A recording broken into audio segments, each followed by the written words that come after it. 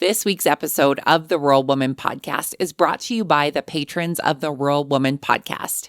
This amazing group of individuals contribute financially to the Rural Woman Podcast to ensure the stories of women in agriculture hit your earbuds each and every week. Want to join them in supporting the stories of women in agriculture while getting access to extended episodes, patron-only episodes, and other great perks? Head on over to wildrosefarmer.com to learn more about how you can become a patron through Patreon.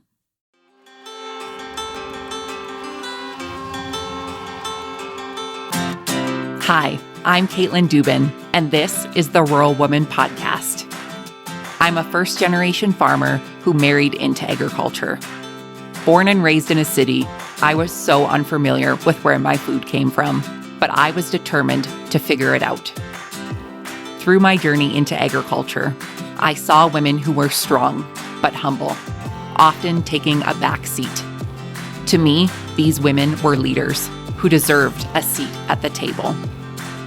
I created the Rural Woman Podcast to share the voices of women in an industry whose stories often went untold. The rural entrepreneurs who live and breathe their work, full of grit and pride.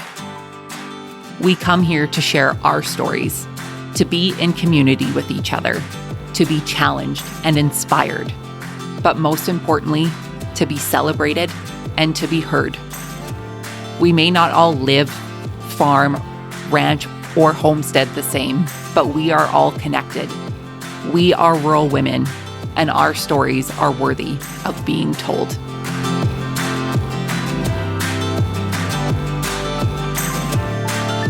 Hey everyone, welcome back to another episode of the Rural Woman Podcast. Today you'll meet Katharine Parry. Katharine is a multi-passionate woman who wears many hats. She is a storyteller and a writer, farmer, insurance professional, and along with her husband, Evan, operates several businesses, including an 81-acre farm. Beyond these roles, her most rewarding title is being a mother of their 2 young children. Before we get to our interview today with Katharine, let's take a stroll down memory lane. Who remembers what a trip 2020 was? Or is it too soon? The following folks took a chance on me over on Patreon all the way back then and have been supporting the show ever since. Marina, Katrina, Laura, Sarah H., and Suzette. I want to say a big thank you for celebrating the incredible stories of women in agriculture right alongside me. We could not do it here at the Rural Woman Podcast without you. If you would like your name added to this list of supporters of the show, you can head on over to patreon.com/the Rural Woman Podcast or today's show notes to learn more about how you can support the show through Patreon. Without further ado, my friends, let's get to this week's episode with Katharine.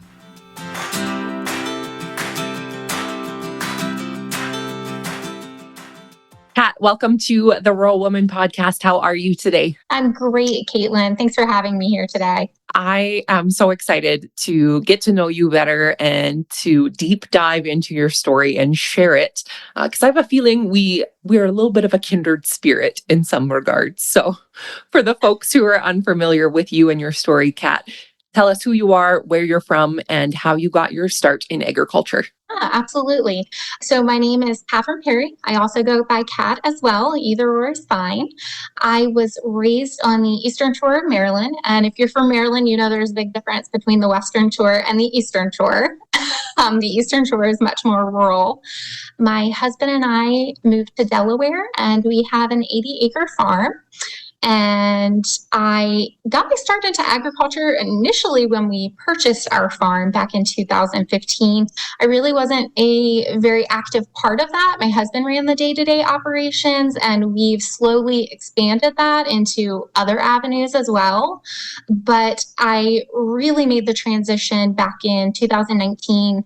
I stepped away from my corporate job on a full-time capacity basis and transitioned to being part-time and taking more of a lead role in our farm. That's incredible. So the differences between the shores, I have to tell you, I have a sister-in-law that lives in Maryland. We have yet to be able to go and visit her. We're planning a trip very soon. But from my understanding of where she is, like you said, one is very rural and the other one not so much. Yes, absolutely. She's correct. So growing up then, you weren't involved in agriculture. What was your understanding of where your food came from? I would say that still growing up in a rural area, understood, what it was like to be a part of ag. I was involved in like FFA when I was younger in high school, took lots of ag classes to learn more about it. But certainly living on a farm and working on an operation is completely different than I ever could have imagined. Yeah, for sure. So take us on the journey then of you and your husband decided that farming was going to be for you. Did he grow up in agriculture? He did, yes. And Okay. that's actually on both sides of his family. On his mom's side of the family, they primarily had a grain farm, which is actually still in the hands of his uncle today. And then on his dad's side of the family, they moved down from Pennsylvania and had a dairy farm. They sold that when my husband was probably about 8 or 9 years old. But he has other aunts and uncles that have been involved in raising poultry. His uncle was an ag extension officer as well. So still really deep roots in agriculture on his side. For sure.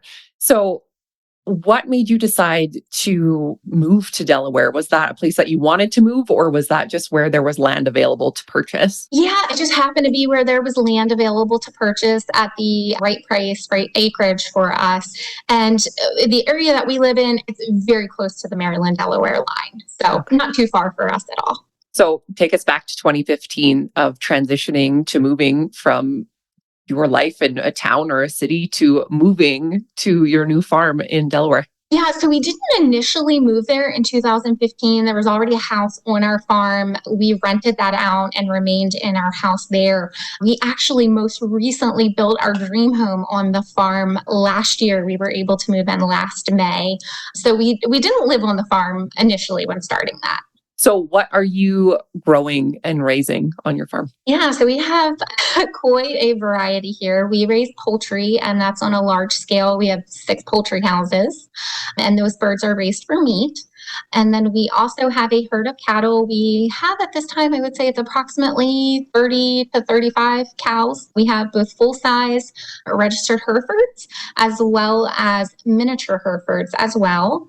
We do grain farming, everything from cutting and baling our own hay to traditional crops, more so corn, soybeans, wheat, things of that nature. For sure.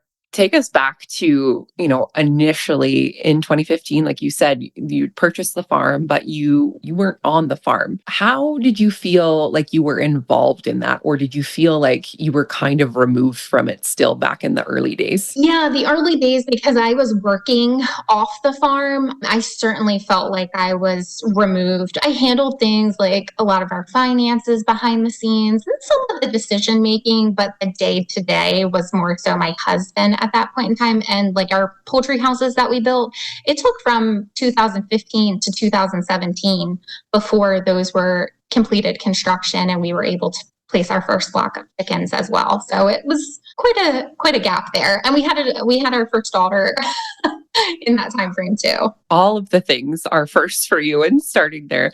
That is a lot of stuff. So, from the 2015 to 2019, you are working full time, you are a mom, you are raising your children. What was the caveat that, made you decide that you were going to start to transition away from your corporate job to being more hands-on on the farm?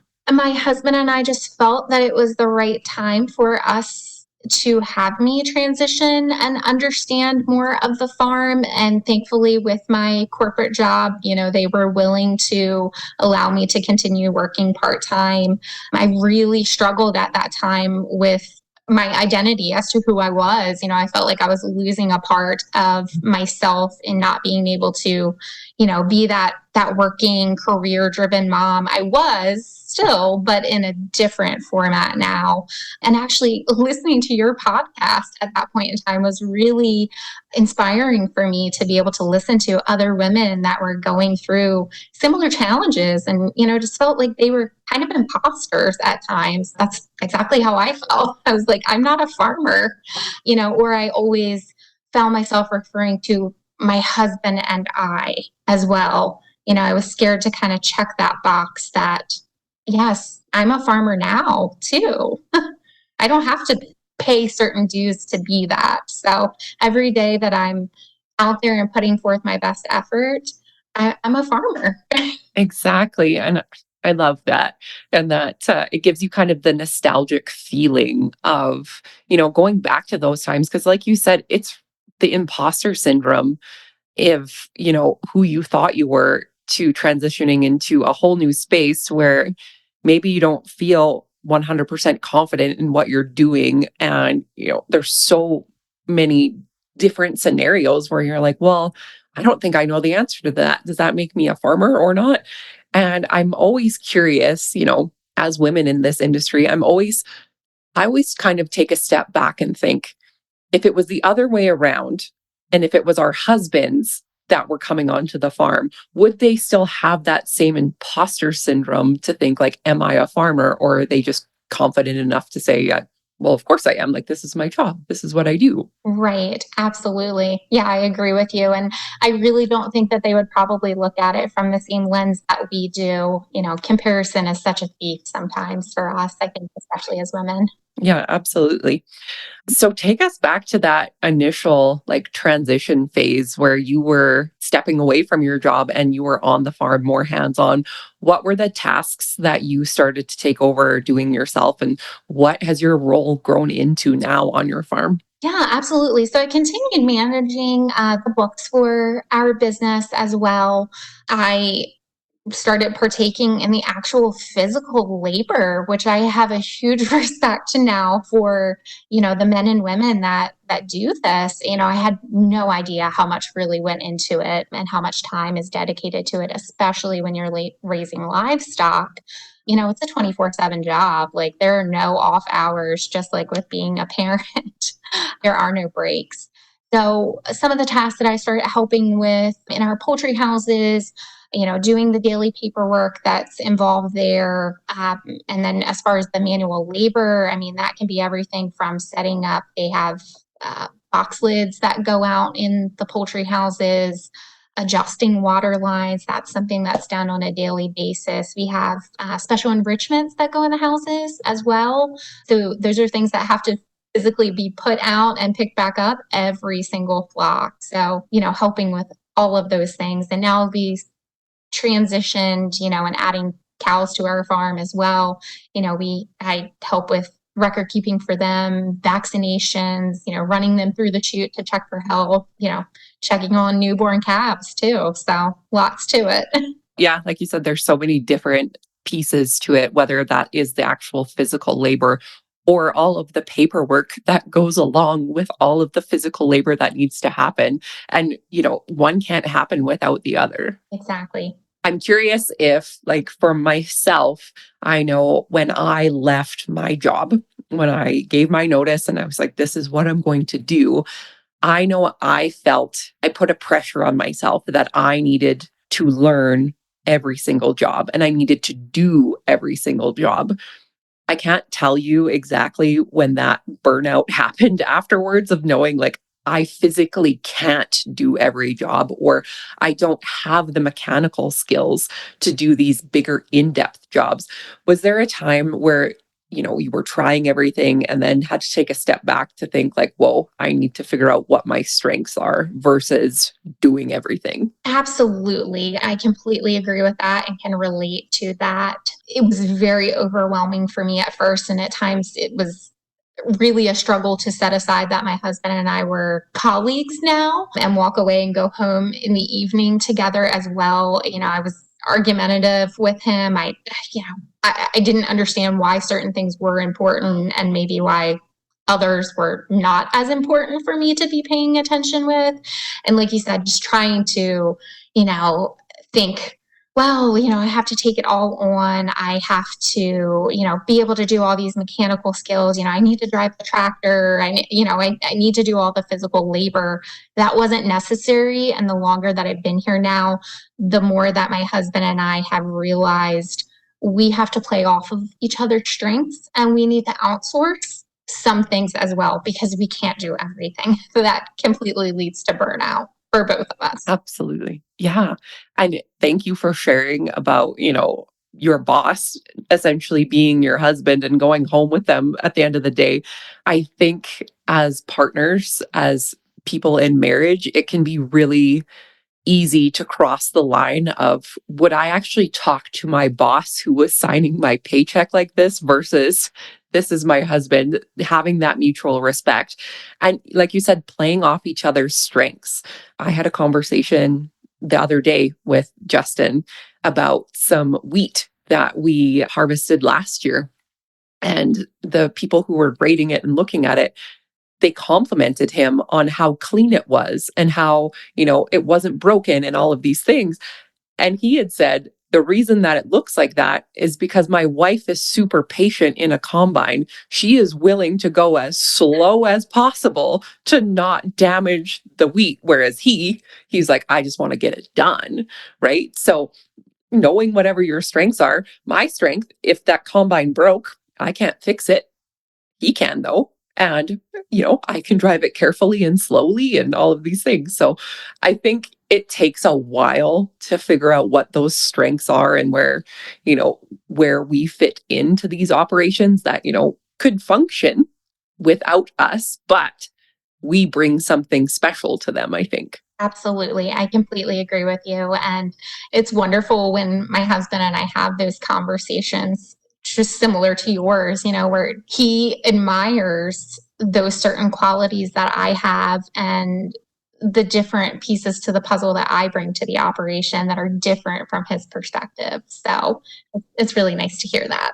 Yeah, absolutely. Absolutely. So you started sharing your story online of your farm life and transitioning into that. What inspired you to do so? That would be women that are exactly like you that have had the courage to speak up and share their stories. Other women that are in agriculture, farming, ranching that have a unique perspective as women in these fields.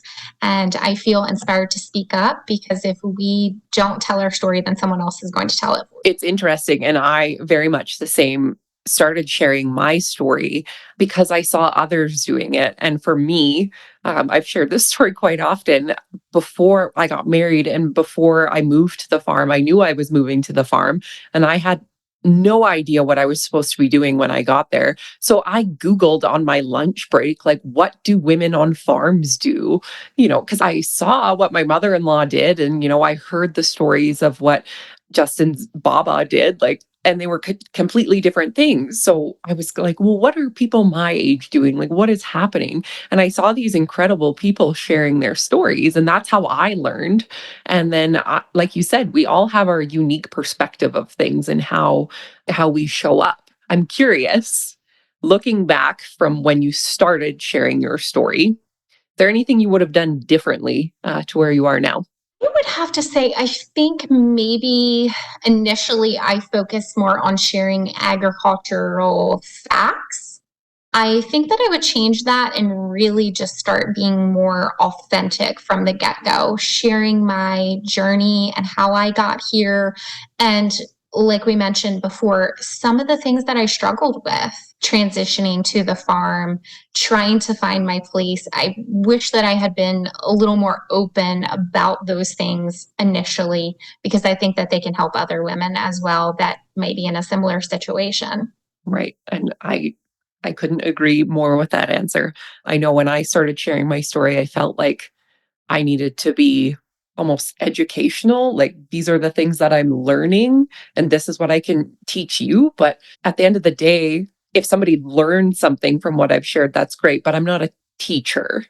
And like you said, we have to share our stories because if we don't, then somebody else will. But nobody knows our stories quite like we do. And being authentic and being vulnerable to share the things that are hard and the things that we screwed up on, those are the things that I've learned the most from anybody. And I've learned the most from myself being able to share those things and saying, yeah, we're not all perfect. Don't let the squares or the stories on Instagram tell you any different. Like, we screw up livestock, dead stock, like we have crops that fail, like we have all of these things. And that's just kind of a normal part of farming. And the more that we normalize these things, I think the easier it is for people to relate with us and also feel comfortable enough to share their stories. Absolutely. I couldn't agree more.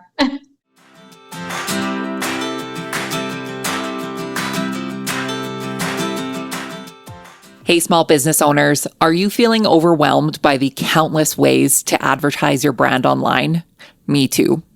A powerful tool that you might be overlooking: Pinterest. Did you know that Pinterest is the third largest search engine right behind Google and YouTube? With 500 million people using Pinterest every month, it's a goldmine for small business owners like us. Whether you're looking to drive more traffic to your website, grow your email list, or increase product sales, Pinterest can help you achieve your goals. Shireen from Pinning by Bad Gringa is an experienced Pinterest strategist and an avid woman in agriculture who is passionate about helping small business owners like us unlock the full potential of Pinterest. Pinterest is a visual discovery engine. It's perfect for showcasing your products and driving targeted traffic to your website, and Shireen is here to guide you every step of the way.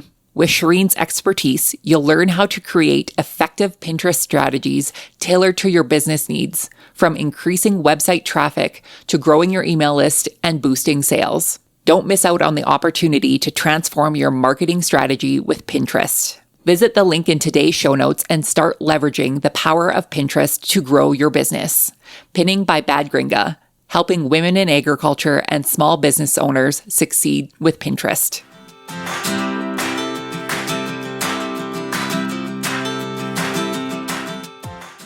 So through sharing your story, I read some of your blogs. They're incredibly well written. You're also kind of transitioning into wearing another new hat in your journey. Can you tell us about the book that you have coming out?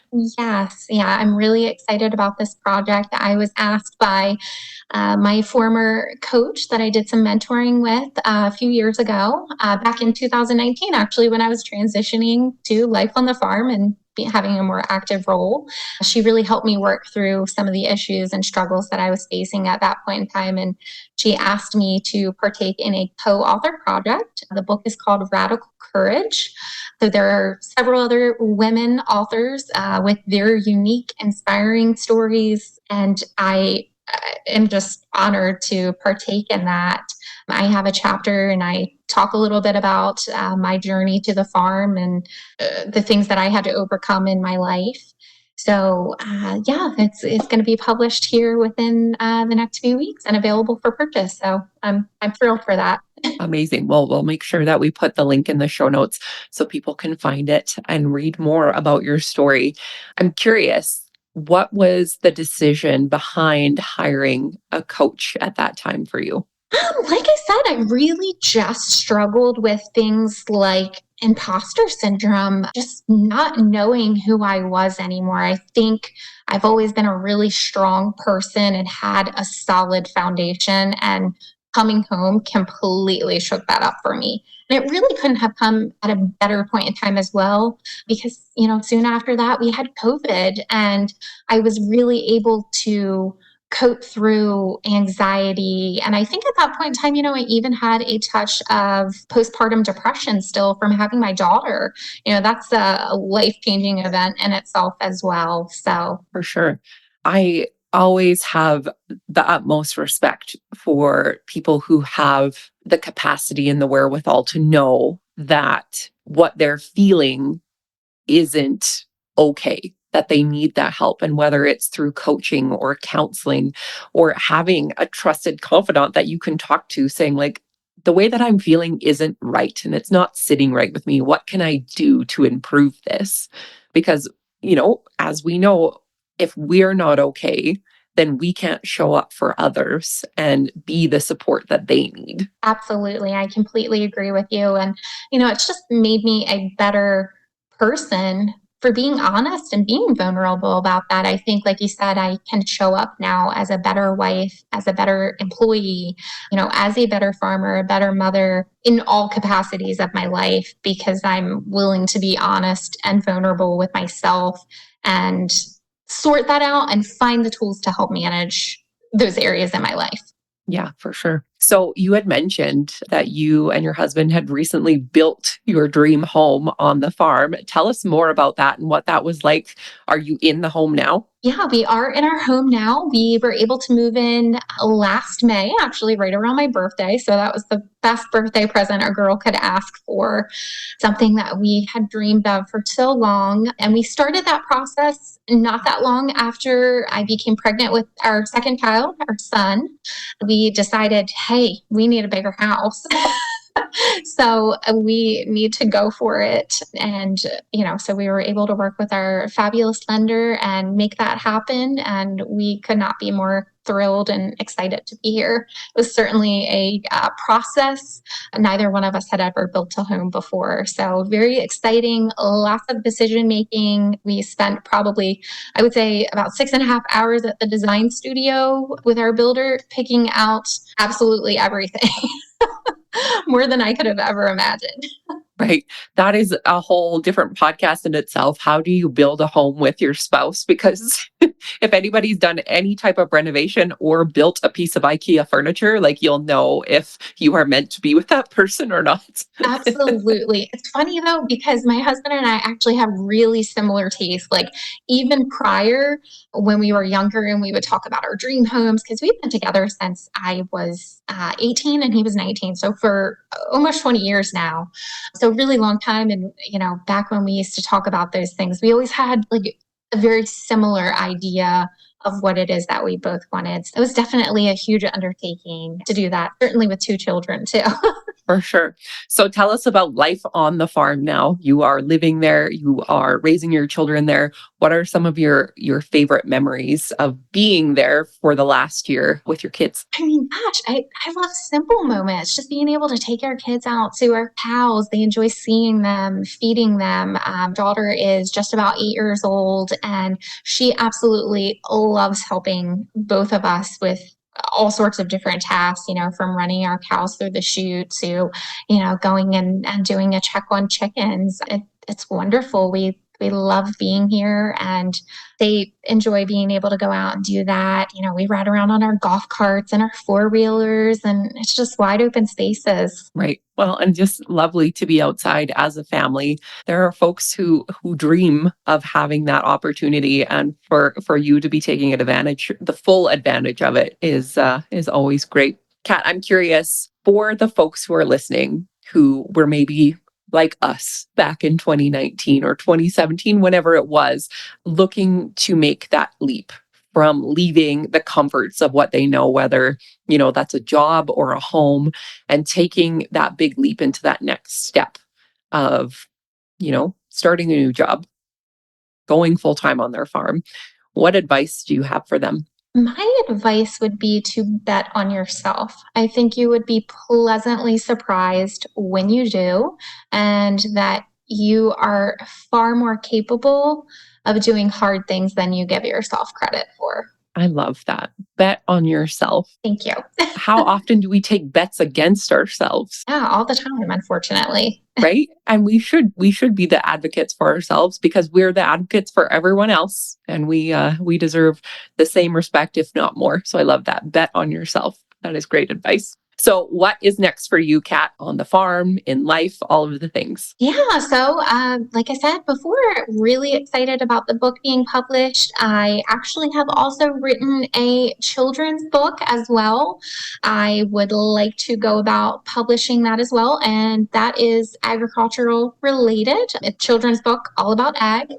So I look forward to hopefully self-publishing that here within maybe the next year or so. So I'm really excited about that. And, just continue to focus on our family, our farm, making sure that it's a successful operation. For sure. Well, we're going to keep an eye on you for that children's book because that is also super exciting. And I can't thank you enough for sharing your story with us here today. My last question for you is, what is the most rewarding part about being a rural woman for you?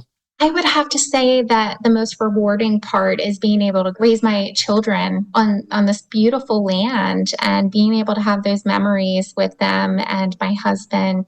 That's the most rewarding part for me. All of the good stuff. Kat, for the folks who would like to follow you online, where can they find you? So I'm on a couple different platforms. I'm on Instagram, Everly Acres, Everly. And I'm also on Facebook, again, under Everly Acres. My website and blog is everlyacres.com. Perfect. And I will link all of those in the show notes. And when the book is published, we will link that as well, so people can find you and connect with you. Thank you so much. I really appreciate you having me here today. Thanks, Kat. It's been great. Thank you.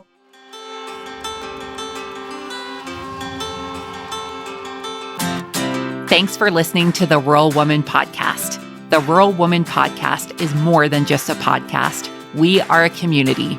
A huge thank you to the Rural Woman Podcast team, audio editor Max Hofer, and admin support from Kim & Co. Online.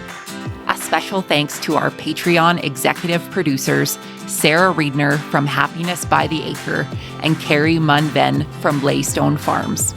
To learn how you can become a Patreon executive producer or other ways to financially support the show, head on over to wildrosefarmer.com to learn more.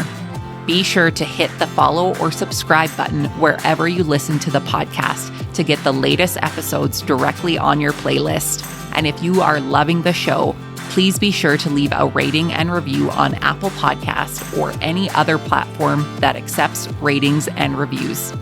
You can connect with us on social media at The Rural Woman Podcast and with me at Wild Rose Farmer. One of the best ways you can support the show is by sharing it. Send this episode to a friend or share on your social media. Let's strengthen and amplify the voices of women in agriculture together. Until next time, my friend, keep sharing your story.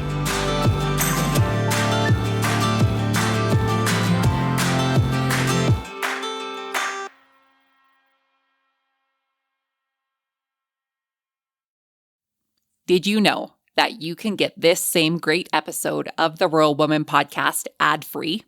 I get it. Listening to ads during a podcast isn't always my favorite either. But in order to keep the lights and coffee pot on here at the Rural Woman Podcast Studios, they are necessary.